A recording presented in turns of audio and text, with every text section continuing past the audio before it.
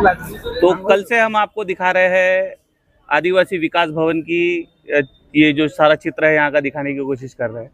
बच्चे जो है कल से यहाँ पर फिर से आ गए हैं।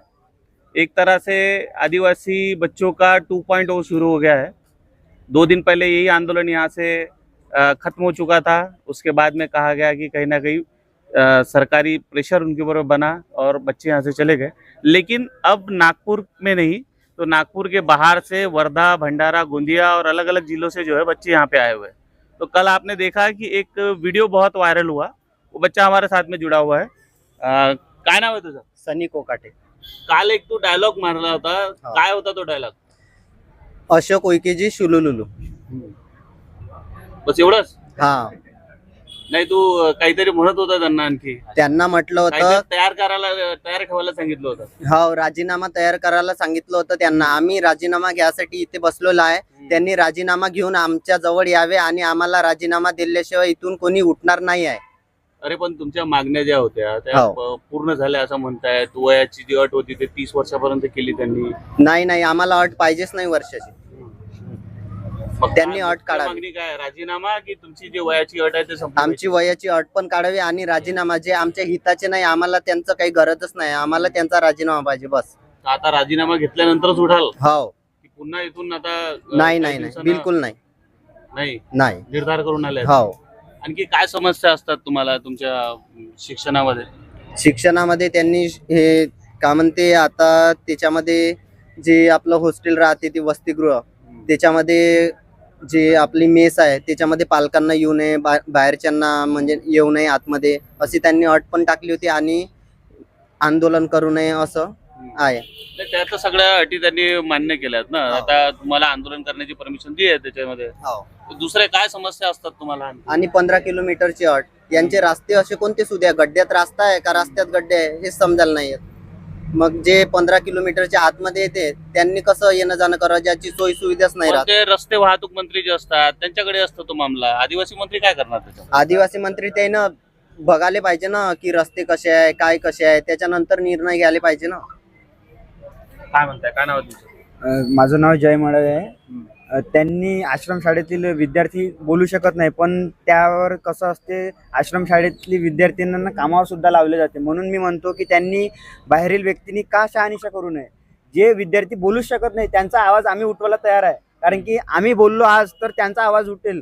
ते लोक अजूनही म्हणजे बाहेरच्या व्यक्तींना पाहू देत नाही.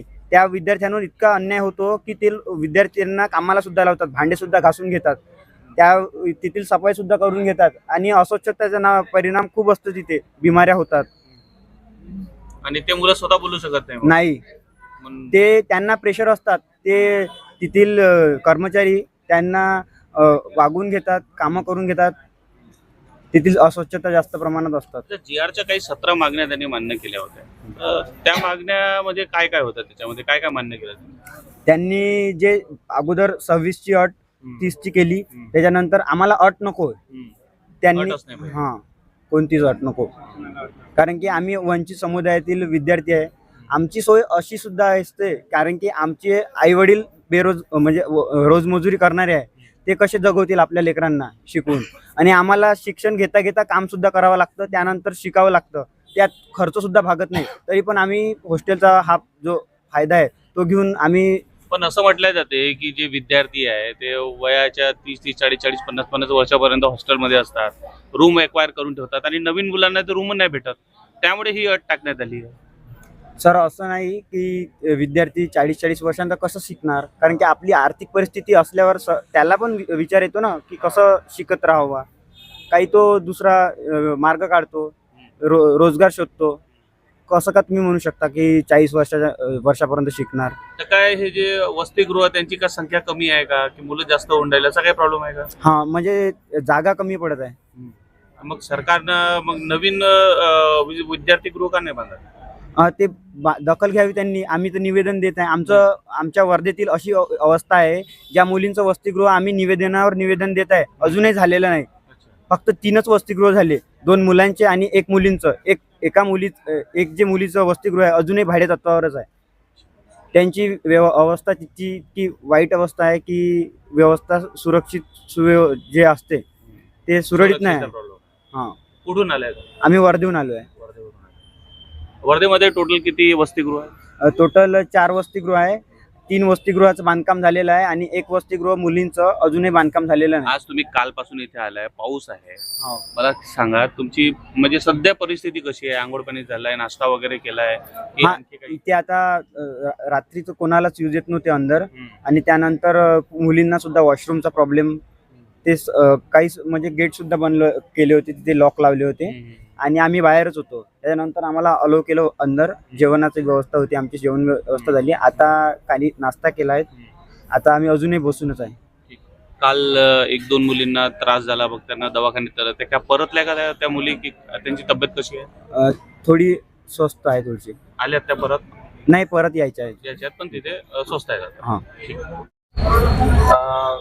काय म्हणणं आहे तुमचं? आता गेल्या 2 दिवसा अगोदर जे आहे इथला आंदोलन जे आहे ते संपवण्यात आलं होतं, सगळे इथले मुलं चालले गेले होते, पुन्हा तुम्ही इथे आलात, काय मागण्या आहेत? सर, ज्या काही आमच्या मागण्या आहेत त्या काही म्हणजे आम्हाला तिथे न्याय मिळालेला नाही आहे. कुठेतरी आम्हाला वाटत आहे ज्या प्रकारे जे इथे आधी म्हणजे आदिवासी मुलांचे वसतिगृह नागपूर येथील विद्यार्थ्यांनी चालू केलेले होते, तिथे जे नेतृत्व करणार होते साहिल दादा इरपाचे, त्यांनी कुठेतरी त्यांच्यावर गणेश दादा इरपाचे त्यांच्यावर कुठेतरी प्रशासनाचा दबाव आणून काही म्हणजे जे काही असेल त्यांच्यामध्ये म्हणजे वाद झाला असेल, काही म्हणजे प्रशासनाने जे काही केलं असेल त्याच्यामुळे कसं त्यांचं आंदोलन स्थगित करण्यात येतं. पण ते आता या आंदोलनात दिसत नाहीये. जर आता त्यांच्यावर दबाव आला होता तर आता तुम्ही जेव्हा इथे आता पुन्हा ताकदीनं आले तर ते तुमच्यासोबत का नाही दिसत? सर आमचे जिल्हास्तरीय आंदोलन होतं, तर आम्ही टी ऑफिसला वर्धेलाच केलेलं होतं. मागण्याचे तुमच्या सर्वांचे सेमच होत्या सर, पण आम्हाला काही कारणामुळे त्यांचा काही आणि आमचा म्हणजे संवाद काही झालेला नाही, तर आम्हाला काही नेमकं माहिती नाही ते कुठे आहे. तर पण आमचं जे होतं भंडारा,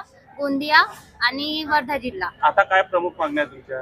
आमच्या प्रमुख मागण्या आहे की जसं की आपल्याला माहिती आहे गडचिरोलीमध्ये ज्या 3 मुलींना म्हणजे सर्पदंश होऊन काही म्हणजे मृत्यू पडलेला आहे, त्यांना 50 लाख देऊन त्यांची थोडीशी जे म्हणजे सहाय्य देण्यात येईल. आणि तशाच प्रकारे आमच्या वसतिगृहातील म्हणजे डीबीटी बंद करून आम्हाला मेस उपलब्ध करून द्यावी ही आमची एक मागणी आहे. आणि जे काही GR मध्ये काही प्रमुख मुद्दे आहेत ते सुद्धा आम्हाला बदलून देण्यात हवे आहे. तर आदिवासी जी मंत्री आहे, तुमचं नाव काय? माझं नाव दर्शना पेन्नाम आहे. काही मुलं आता सध्या म्हणत होते की आम्हाला आदिवासी मंत्री जे आहेत त्यांच्या सुद्धा इस्तीफा पाहिजे, तर त्या मागण्या सुद्धा आहेत का तुमच्या आता? हो सर, त्या मागण्या सुद्धा आहे, कारण ते आमच्या हिताचं काहीच करत नाही आहे. पण 2-3 वेळा त्यांनी बोलावलं, इथलं प्रतिनिधी मंडळ त्यांना भेटायला गेलं. सर इथे आले ते, पण आमच्या वर्धेला एकही वेळा त्यांनी व्हिजिट दिलेली नाही आहे. वर्धेला नाही आले तुम्हाला नाही. भेटायला? कोऑर्डिनेशन नव्हतं तुमचं? नाही सर, काहीच नव्हतं. आम्ही 10 दिवस झाले सर तिथे बसलेले होतो. म्हणजे मॅडम तुम्ही वर्ध्याला आंदोलन सुरू होतं तुमचं? हा, तिथे बसलो आदिवासी आम्ही. मंत्री तिथे आले नाही नाही म्हणून तुम्हाला त्यांच्या काय राजीनामा पाहिजे? नाही सर, पण त्यांनी आमच्या हिताचा एकही निर्णय घेतलेला नाही, जे की ते आमच्याच म्हणजे समाजाचे असूनही सुद्धा. समाज कल्याण मंत्री आहे ना? हा, तेच विकास मंत्री आहे आमचे. सर, त्यांना आधीच समजायला पाहिजे की 10 दिवसापासून आमचे म्हणजे स्टुडंटचे नुकसान होत आहे. सर, जर हा माणूस आमच्या हिताचा विचार नाही करत आहे तर तो आमच्या कामाचा असणार का सर? तुम्ही सांगा. हा माझा प्रश्न आहे की 10 म्हणजे आमच्या स्टुडंटला सगळ्यांना माहिती आहे 1-1 दिवस किती कठीण जातो सर. इथे आम्ही पाणी पावसाचं म्हणजे घरापासून दूर राहत आहे सर. आमचे हाल आम्हाला माहिती आहे कसे होत आहे म्हणून.